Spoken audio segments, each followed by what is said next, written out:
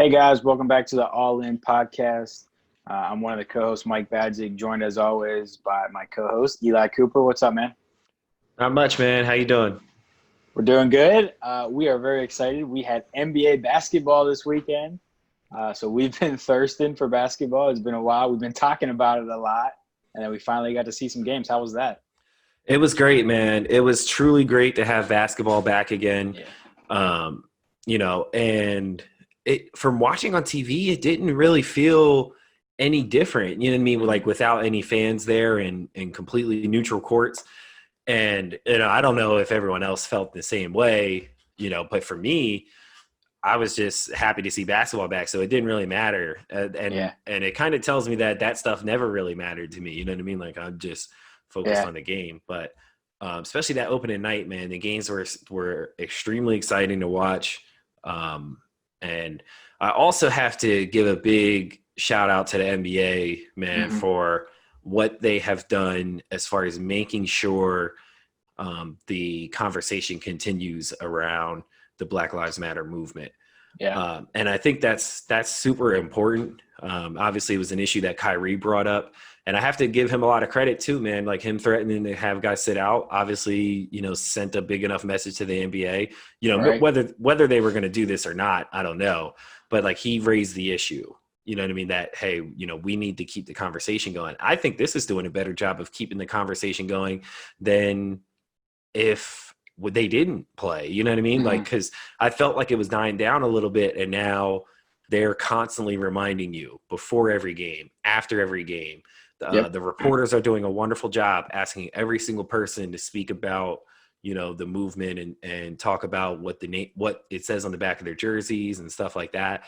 All that is super important and extremely cool to me. So I think the NBA, obviously best run league in America, is doing a phenomenal job. Handling this NBA restart. Yeah, and that's like one of the biggest things is like the reporters, sidelines, like every time that someone comes over for a thing, like the first question is, what does this mean for social justice? Like, how are you guys using this? And I think that's really cool. And, good on ESPN too for allowing that platform to be spoken. And, they're doing a lot in their commercials. TNT as well, obviously, it's having a ton of programming. TNT probably bigger than ESPN, really. So I think that's been great. And then, just from aesthetically, it looks good. And I was kind of worried about it. And even in the first couple like run-up games, it didn't look as good as it did this weekend. It was still, you could tell they added some more stuff. And, the crowd noise was a little bit better. I still think, maybe whatever. I don't like the virtual fans. I think it's cute, I guess. But I think ultimately I'd probably get rid of the virtual fans. But I think it just kind of makes you realize, like, do we really care about fans anyway? Like, I just think fans, mostly it's just noise.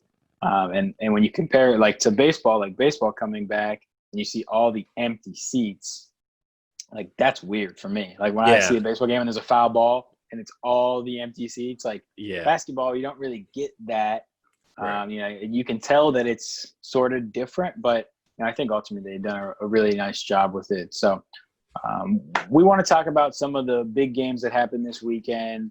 Obviously there's a lot that matters in these 8 seeding games that are going to happen. So we want to touch on, some of the biggest ones and kind of maybe look ahead to the stuff coming up. The first one we want to talk about was the headliner Thursday night, first night back, Lakers, Clippers. Everyone was tuned in. It was so nice to have a NBA Twitter night back. Everyone joining the conversation. It was really cool. Lakers ultimately ended up winning on the LeBron James. He had the little floater, missed it, got it back, and scored. And then he locked up Kawhi and Paul George in the last possession and sealed the win. So, Coop, what were your overall thoughts on the game? And, what did we learn about these teams during this game? Well, number one, we all as NBA fans need to thank Anthony Davis for demanding a trade out of New Orleans. We have an obligation to that man to thank him for forcing his way to the Los Angeles Lakers, because the Lakers being primetime television is just great for the NBA, period. I don't care what anyone says. Second, the Pelicans are in a much better spot, in my opinion, than they were when they had Anthony Davis. They had no future. They had no direction, not really any cap space to get talent around him. So the trade he demanded actually really put them in a great spot. They got multiple assets. Brandon Ingram has been incredible for them. Yeah. So Anthony Davis's trade was huge for the NBA and two franchises, really. Right. But we get to watch Anthony Davis play primetime basketball now. And like we talked about in the last episode, the Clippers have no answer for him at all. He's a complete mismatch problem, and he's the biggest issue that the Clippers have. And it's weird because the Clippers are better in every other facet of the game, but they have no answer for Anthony Davis. And he's so dominant that he can literally beat them 4 times by himself. That's how bad the mismatch is. Yeah. So that's a huge concern if I'm the Clippers, in that regards. However, if I'm the Lakers, I think it's time to seriously consider going away from the 2 big man system. Their offense was very stagnant. LeBron had absolutely no room to operate. And he struggled badly and didn't look good in the second game either, but specifically in this one, at least on the offensive end. And to me, it looked like it was because there was not enough spacing. And late in that third quarter, right before Anthony Davis went on his run, they went to the Kyle Kuzma at the 4, AD at the 5 lineup. Deion Waiters came on. And they made a run. They got them back in the game. I think they were down as many as 13 or 11, something like that. And Anthony Davis got hot. Well, the reason Anthony Davis is so much better at the 5 is, one, the floor spacing with Kuzma increases. So he has more room to operate when he's inside. And 2, the pick and roll game opens up, even if it's through LeBron. Because when he rolls, when JaVale McGee or Dwight Howard is there, it's easy for Dwight or JaVale's man to sitting in the middle there and help on both the roll and be there on Dwight. So there's not enough spacing, for LeBron, AD, and Dwight in that paint. It looked like the Sixers, honestly, when they were starting Horford, what it looked like. So, and their ball movement got incredibly better once they went to the smaller lineup. So, I know AD is like hellbent on playing the 4, and for some reason he thinks that's his better position. I think the analytics would disagree. I'd love to see the numbers. I'm 100% sure he is 10 times better at the 5. We saw it when Boogie went down, when he was on the Pelicans in that playoff series. He was completely dominant. Him and Rondo's pick and roll game was incredible, and we're seeing it again now. Anthony Davis, I'm sorry, sir, you are a 5. Yeah, he is a 5, and the numbers certainly suggest that not only he's better at the 5, but his team around him performs better when he's at the 5. I think that you're right. The Clippers do not have an answer for Anthony Davis, unless it's Montrezl Harrell. When he comes back, obviously he didn't play as well as Lou Williams. I think that does matter, both of those guys not being there. When you talk about the Lakers getting a close win, maybe those guys would have been able to help out just enough. Lou Williams I think we saw a couple possessions where Kawhi or Paul George maybe didn't have it, or when one of those guys was off the court, and then it was like, 7 seconds in the shot clock. Oh, what do we do? I don't know. I think Lou Williams maybe get you 4 out of 8 of those possessions. Maybe he's able to save them. So maybe that's really useful. But as far as Anthony Davis, I just don't know who stops him in the playoffs, who matches up with him. And LeBron did not have a great game. Specifically, the first half was not great at all. A little rust there, maybe coming out of the break, but it wasn't great, certainly. As far as looking forward here, I think that we did learn some things. One, as we discussed, we probably already knew this, that they don't have an answer for Anthony Davis. But also, I think the Lakers might need another ball handler. And we're trying to transition here now kind of to the Lakers and Raptors game, which saw the Raptors win. And that's something that we were talking about during the game, is they don't really have that other creator off the wing. I mean, Davis is really the second creator off the dribble besides LeBron. So that's an issue for them. And then to talk about the Raptors, who, I've been preaching this Raptors talk for a while now.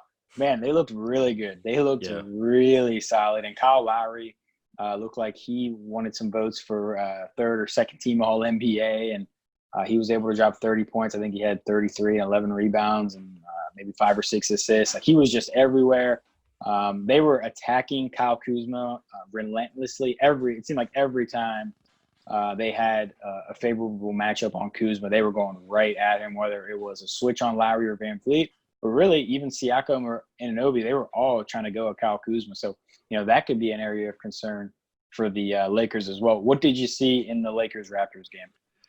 Yeah, so I agree that that additional playmaker, ball handler is the problem. Yeah. And Dion Waiters has looked good, right, in his first 2 games. Yeah. Really good, actually. But it hasn't been as a playmaker. It's been, like, off the ball. Like, he's had some moments, obviously, on the ball, but, like, they haven't given him the rock and been like, let's run these high pick and rolls through D Waiters. His stuff is mostly coming off of like catch and shoots or, catch, shot fake, drives, stuff like that, where he's looked really good. And maybe they take a look at that, right? Because he's playing well, say, okay, well, let's give Dion Waiters some more touches. Yeah. I think that might be something that they'll have to look at, especially when LeBron's off the floor, is making him the primary ball handler. It seems like it's like Caruso is a primary ball handler, but he's not Caruso like played well.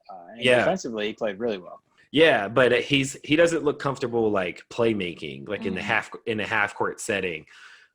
He wants to be off the ball. So I think Dion would be more comfortable in that, and I think that might be something that they have to look at. But from the Raptors' perspective, man, this is what we talked about, right? In the tier 2 video. For those of you listening on YouTube, or if you listen on audio, we've all talked about how the Raptors are the one team from that tier 2 who could make an argument for tier 1. And LeBron said after the game, they won a championship for more reasons than just Kawhi Leonard. And that's what, again, it's something I've been trying to preach to people all year, that this team was so good without Kawhi Leonard, like that. And a lot of times we get stuck into who the star is, and Kawhi had an incredible playoff run. So like, I get it, but like, he didn't carry that team by any sense of the imagination, other than like late game, big time shots was his role. Right. Well, I mean, it looks like they have other guys who can do that too.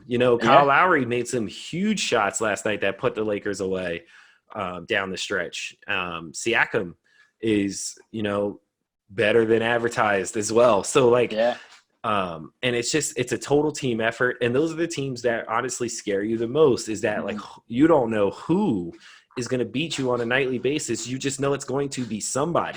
Yeah.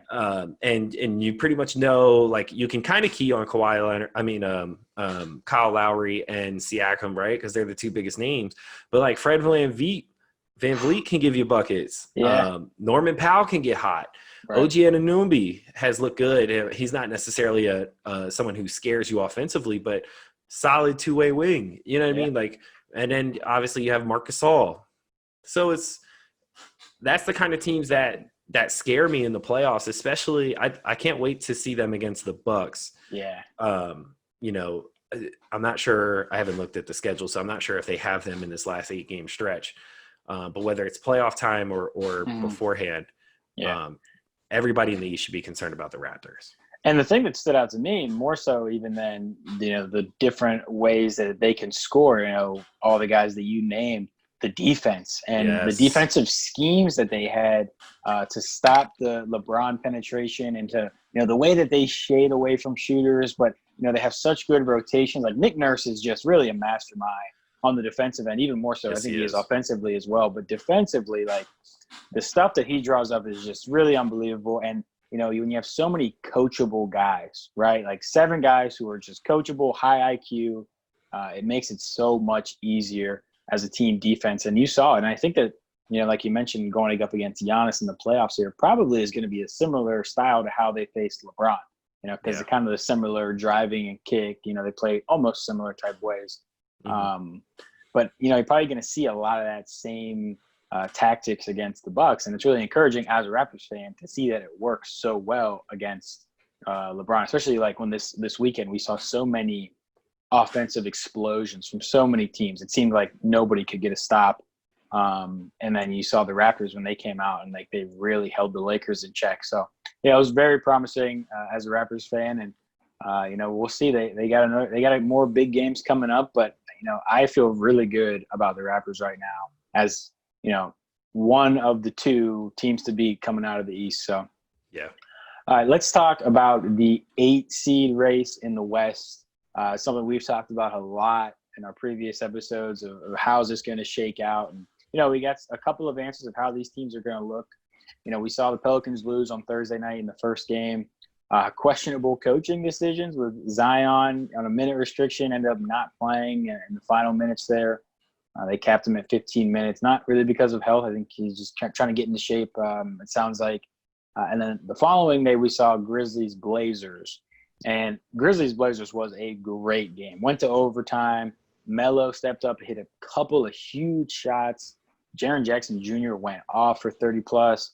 It was just a fun, entertaining game. And if that was the 8-9 matchup and we got two of those, assuming the Blazers would win the first one, I think I'd be really entertained with that. What did you think of Grizzlies-Blazers? What did you learn from that? Well, the first thing that stuck out to me early on in the game is I thought they did a really good job on John Morant. Yeah. Which, the Blazers, biggest knock on their backcourt is they get buckets, but CJ and Dame have not been known as defenders. Right. And they did a pretty good job of bottling him up, especially early on. He had a stretch where, he started playing a little bit better, but ultimately he had, 22 points on 7 of 22 shooting. That's essentially what you want to do, right? To the primary playmaker on the Grizzlies. So is make him as inefficient as possible. Now, yeah, like you said, Jaren Jackson gave them some big problems. And again, that was one of my concerns is Zach Collins is good, but can he handle some of the better fours, that he's going to see coming up. So, and then, Melo defensively at the 3, you don't love that, but offensively, he was fine. He was. So that's going to be, I think that's going to be the Blazers thing is to just kind of, outscore you. And they absolutely can do it. They got 3 guys because Melo can still get buckets at the end of the day. So they got 3 guys who can score the basketball at a high clip. Yeah. They really just need to get enough stops to, to win games. Yeah. I don't know if it necessarily makes them the favorite out of this group of teams that's battling for the 8 seed. I'd probably still take the Grizzlies over them, but I don't know. I think we could certainly see them in a play-in game. Yeah. And all the guys that the Blazers have to give you buckets is really crazy. And the defense was the issue. And I think, Nurkic and Collins being out for so long really hurt that because Hassan Whiteside was back there and he was kind of the last line of defense. And if he's the last line of defense, you really don't have much. He doesn't really do much back there defensively. He blocks a lot of shots, but it's mostly a creation of laziness that just puts him around the hoop. So that helps a lot that they were back. I don't think Nurkic or Collins played great. They both fouled out and they didn't have them in the overtime. So they were able to do it without them. CJ McCollum was going off, and the whole in the scrimmage games too, he was going off. So something is different with him right now, to where he's just on another level right now. I don't know, if he's the top guy over Dame. I think Dame is still that guy. But when you have 2 of those guys, when you have 2 guards, and we're big college basketball guys, and we always talk about the guards in a tournament type setting. And that's another thing that we talked about is how it kind of feels like March Madness, Elite Eight, Final Four because of the way the court is set up and just the overall feel of the tournament. But guards are just so important. And when you have 2 of them who can go out there and score at a clip like that, that's really tough. That's really tough to beat. So that game went to overtime. So we're not sure if the Blazers are the team to beat yet. I had picked the Grizzlies to be that 8 seed, and you had picked the Pelicans. Now the Pelicans lost their first 2 games coming out here in the bubble. The first one to the Jazz on opening night, like I mentioned, and then yesterday here, just not a good performance against the Clippers. Are you still feeling good about that Pelicans pick, or are you ready to move on from them? So I'm not gonna give up on them just yet. Only because I don't know when this Zion minutes restriction is going to end. Yeah. If they plan on doing it in any more of these games, yeah, I'll have to switch my pick because they can't beat the Grizzlies with Zion playing 15 minutes. And then you got the Kings. Maybe you can beat the Wizards. Yeah. That's the only team on the schedule I can definitely give you a win against with Zion playing 15 minutes.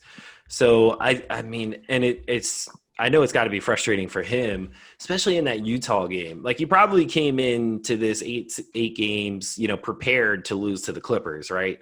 That was probably expected. But the Jazz game was up for grabs, and it's close down the stretch. I don't see why playing him in the last 3 to 4 minutes kills him. I know, I guess his conditioning is the issue because it's not an injury. They're just concerned that he just got back to the bubble. Right. So my thing is okay, you're telling me that he is so out of shape, he could not give you 3 minutes at the end of the game.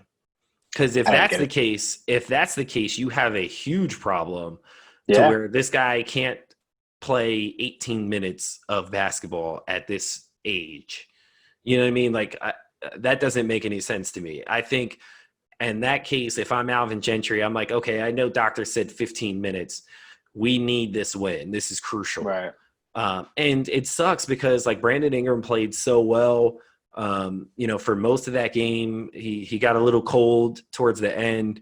Yeah. And I truly think having Zion on the floor, when Brandon Ingram got cold is exactly what they needed. I think that I truly believe they win that game if Zion's on the floor in the last 3 minutes.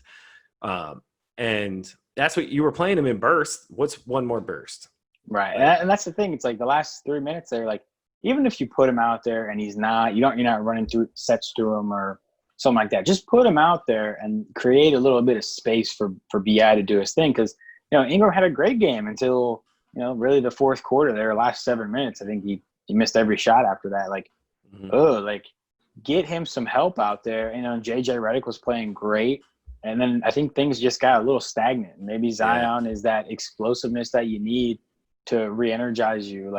I just can't understand how 15 minutes, I'm sure that some team doctor figured out the math and that's the perfect number to play him at. I mean, hard to imagine that is a number that really is set in stone when you're not talking about an injury-related rest. Right. But, that's the number. Well, maybe if that's the number, then you plan this out to where he's out there at the end of the games, right?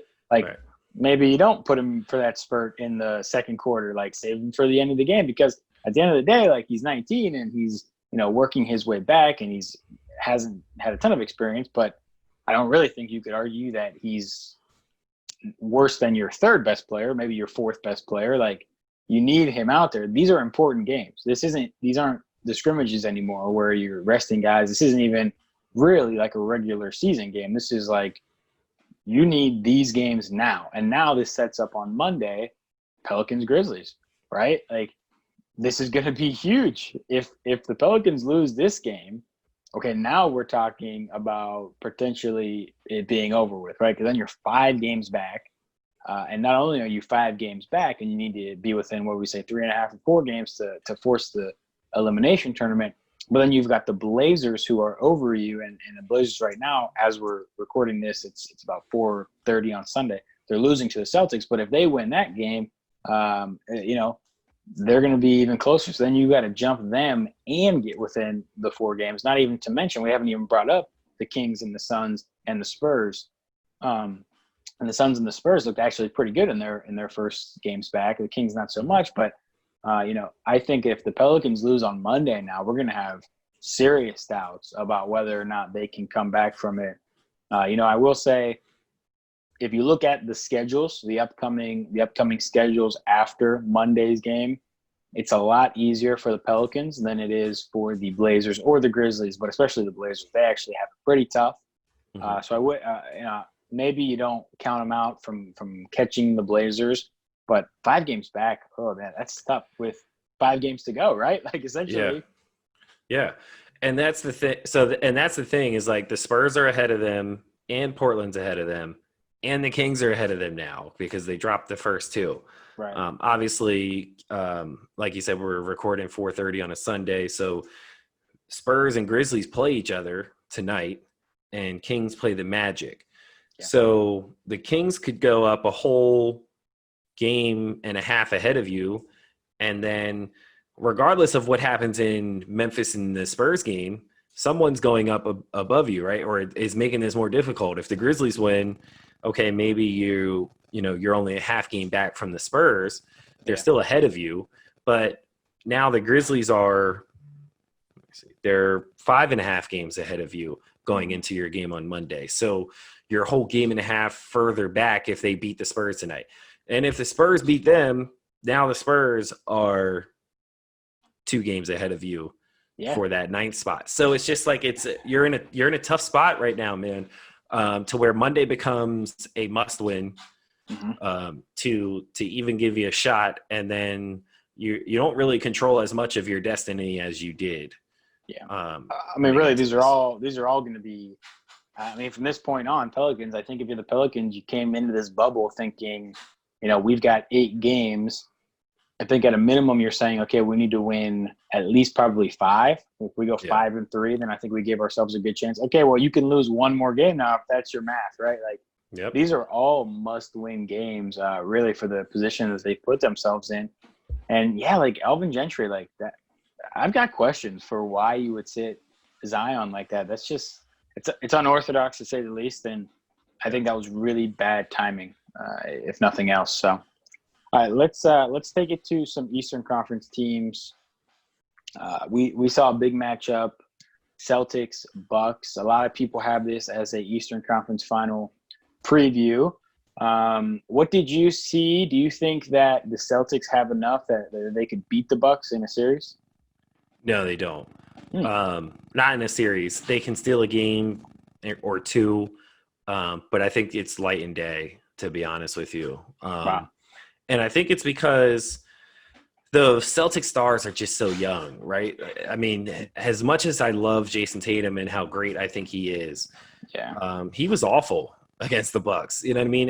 And the Bucks are a very good defensive team. So, like, that's kind of expected, right? Is like – he's going to struggle with like Chris Middleton or Giannis guarding him, whoever, is his matchup. It's going to change, but like then they can throw multiple different guys at him really throughout the game that can guard him. But like in crunch time, if Giannis is on him, can you really expect him to be, superstar Jason Tatum that we saw after the All-Star break? I don't think so. No, I don't think so. And again, I like Jaylen Brown a lot too, but like, again, so if you have Giannis on Jason Tatum and you got Chris Middleton on Jaylen Brown, like I like that defensive matchup if I'm the Bucks, you know, late in games. So, and then now, granted, we have to take into consideration that Kemba played 19 minutes and is clearly being restricted here. So that matters, but like how much? You know what I mean? Like, is he the sole difference between the Celtics and the Bucks? So the Celtics can push them for sure, and can test them. But if you're asking me like confidence of the Celtics beating the Bucks in a playoff series, I'd put it at like a 3 max. Maybe healthy Kemba pushes it to a 4. So. I probably would agree with you on that confidence level, probably in that same 3 or 4 range. I do think that Kemba, I think the biggest argument for why that matters would be the backup is Brad Wanamaker, who, hail to Pitt. That's my guy from Pitt, but not exactly who you want out there playing 26 minutes in a playoff type game. So, that obviously is a big hole. And when it's filled by Brad Wanamaker, that's not great for the Celtics. I think Kemba, when he was out there, he looked kind of Kemba-ish. I think he was doing his thing for the most part. Now, Tatum was terrible. Tatum was, what was he, 2 of 18. So like, man, 5 points really like didn't even, he didn't get to the line. Like, just all the good things that we were seeing from Jason Tatum in the second half of the year were not there. And maybe it's, maybe it was just a bad game. It might've been, and maybe it was just a terrible game and he'll recover. And if that happens, if this is just a one-off type game where, all right, Tatum sucked today, let's move on. Kemba only played 19 minutes. Maybe in the playoffs, Tatum doesn't suck. At least not this bad suck. And Right. Kemba's playing, 30 minminutes, and Brad Wanamaker's reserved to 12 to 15 minutes. Well, then I think maybe you have a case. Yeah. But at the end of the day, it's just because even they started the game, and I think the Bucks got out to like a 17-2 lead. Like for a second there, I was thinking like, oh man, this is going to be a 21 quick. Get the Celtics out of here. But they fought back, to their credit. Marcus Smart is tough. I know offensively he doesn't have all the things you would want, but like he's got the grit. He's got the toughness. Whatever that's worth, it's worth more to some people than others. I think it's worth a lot to the Celtics. He definitely has leadership, and offensively he did his thing, and defensively he's always a menace. So Marcus Smart stepping up is big time for them. I don't know. I probably I'm gonna be reserved on the Celtics. I see them as a second round exit, probably to the Raptors. But these seeding games are going to mean a little bit here, and that really leads us perfectly into Philly and Indiana, who were tied for the 5 and 6 seeds coming into this game. Sabonis is not in the bubble with Indiana. Oladipo is, and he played. But TJ Warren was the story.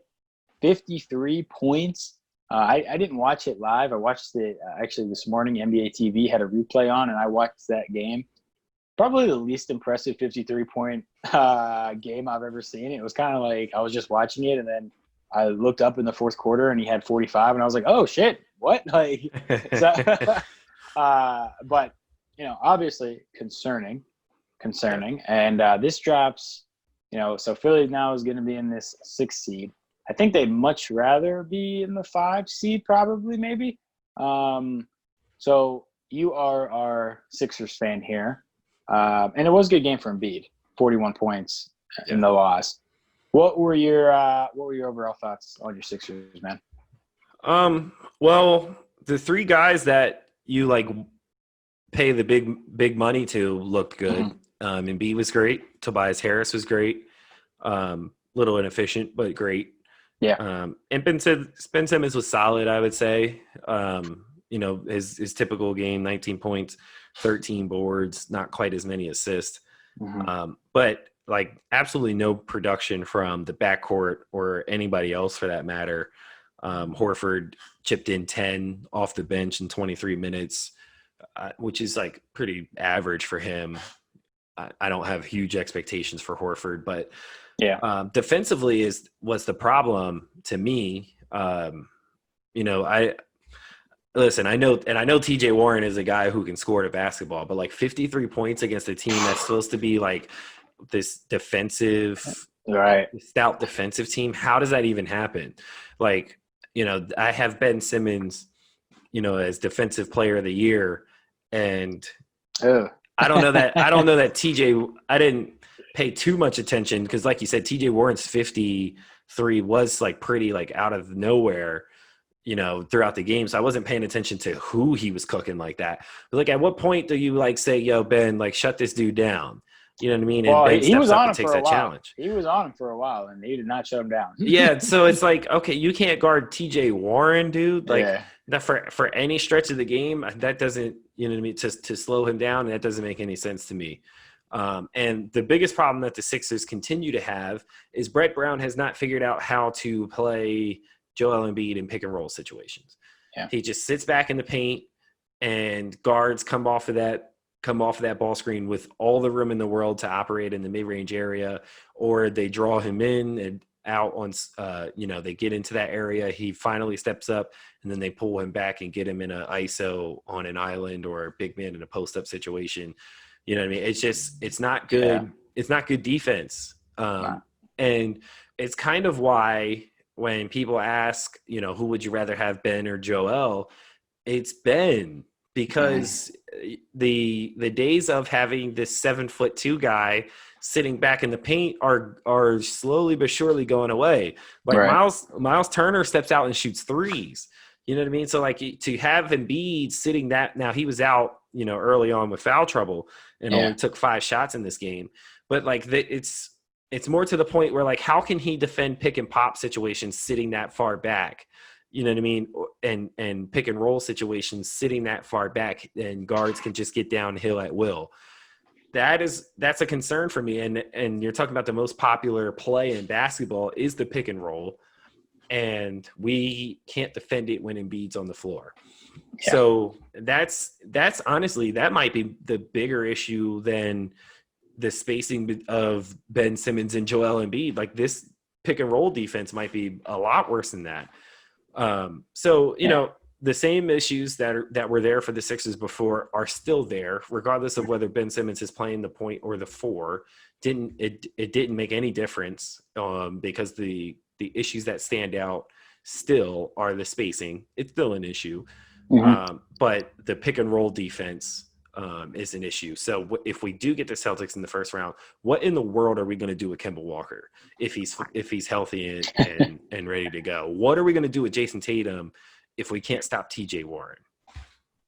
Yeah, it's a big problem. And you know, a lot of TJ Warren's buckets were exactly what you just said. Like, Miles Turner or Sampson or whoever was playing center at the time and Embiid was guarding would come up and set a screen, and Embiid would be, you know, 6 feet off of him standing at the free throw line, and he would just pull up and shoot the three. Like, I don't know if that's how Brett Brown coached him to play or if he's just lazy, but, like, it was bad. It was bad defense, and it was noticeable.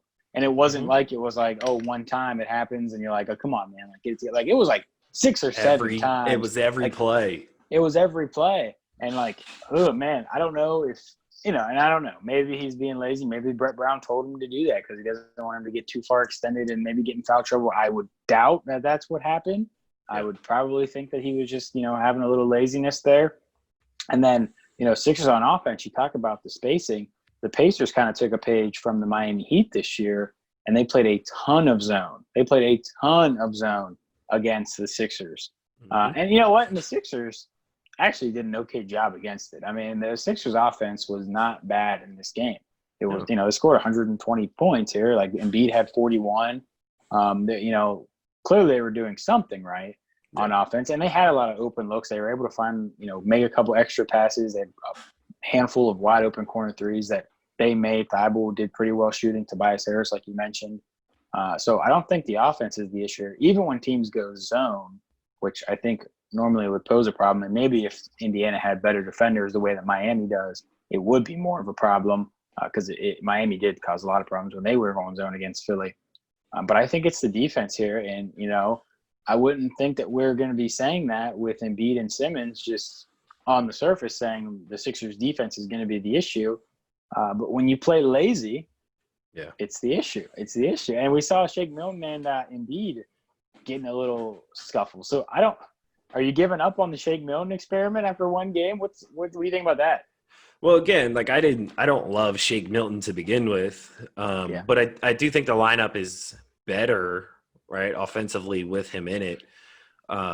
It's the real issue is that Shake Milton needs to be Bradley Beal or Devin Booker. Like, that's the kind of guard that we need in that role, or, you know, some kind of scoring point guard or something like that. Zach LaVine's on the market. He doesn't play any defense, but, like, he would be better than Shake Milton, at least offensively. So, you know, it's the team structure essentially at the end of the day. It's the coaching. Those things were problems before. They are still problems. And I think something dramatic is going to happen in this offseason, as far as, like, moving Embiid, moving Simmons. One of those two things has to happen. Moving Horford. Well, good luck with that. But, you know, something has to happen where the Sixers design their team to play 2020 basketball. Mm-hmm. Yeah, and actually there was a guy in this game that I think Philly is really missing, and that's TJ McConnell for Indiana. Like, he looks good, and I think that he brings a nice piece. Like, I think I'd rather have him starting at point guard right now than Shake Milton. And Shake Milton, you know, who is, I think, a good shooter, had 0 points in this game, and so not exactly the starting lineup debut that he wanted. Yeah, and see, like, what TJ would bring is that small guard who, like, on those pick and rolls can get into that snake dribble, you know what I mean, where if you have bigs that are sitting back, He can get into that painted area because he's low to the ground. He can also defend other small guards, you know what I mean? Which we don't have anyone who can really do that. Josh might be the best, guard defender that we have, but that's something that the Sixers are certainly missing. There's no pick and roll, kind of like the Lakers. There's no pick and roll presence with this team. So, and you need that in 2020. Yeah, absolutely. You need that in 2020. And it's not looking good for Philly right now. But the nice thing is there was only been 2 or 3 games played now for these teams. So, probably our opinions about some stuff is going to change here coming up. And we are going to be talking about it. So, guys, if you guys enjoyed this video, make sure you're hitting subscribe on the YouTube channel. Share it on your social medias if you enjoyed me and Eli's conversation and you want to hear us talk more. Make sure you're sharing, liking, leave a comment about anything we talked about today. And if you don't have anything about what we talked about today, comment your NBA champion pick. We want to know who you guys think is going to win. I have the Lakers. Are you still sticking with the Lakers? I'm still sticking with the Lakers, yeah. So we've both got the Lakers right now. That could maybe change as things go on, but as of right now, we're taking the Lakers. Comment who you are taking to win the NBA championship. What else do we have going on at the All In Network, Eli? Well, All In Politics just dropped an episode recently on Friday. They had a friend of mine, Cody Santiago, who's incredibly informed, guy who knows a lot about local politics at the, state level as well, who came on. They talked about the late, great John Lewis, rest in peace to him, and honored him on that show and his legacy, and things like that. So those of you introduced or interested in politics, check out their show. We'll have some new articles coming out on the network soon. I'm just about done with the 2012 redraft. We're coming out with a Premier League team of the season from our All In FC panel. So stay tuned for that article.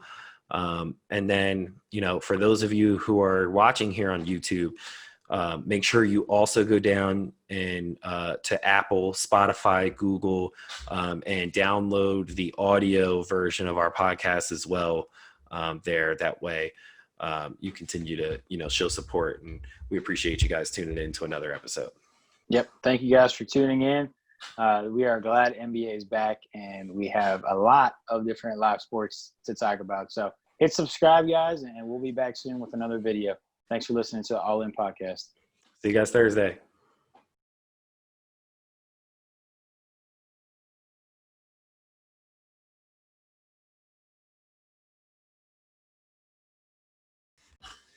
Here at the All In Podcast, we love talking about sports. That's pretty much our main topic.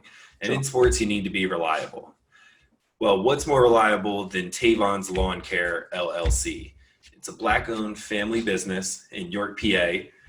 Tavon's Lawn Care, or TLC for short, since they provide each job with tender love and care, has been in business for over 10 years. Founded by owner Tavon Parker, TLC aims to provide employment for underprivileged youth while providing great service at a reasonable rate. You can visit TavonsLawnCareLLC.com or Tavon's Lawn Care on Facebook and Instagram to view their portfolio and request your cost-free quote now. So if you need any kind of lawn care or landscaping job, visit Tavon's Lawn Care for your landscaping needs.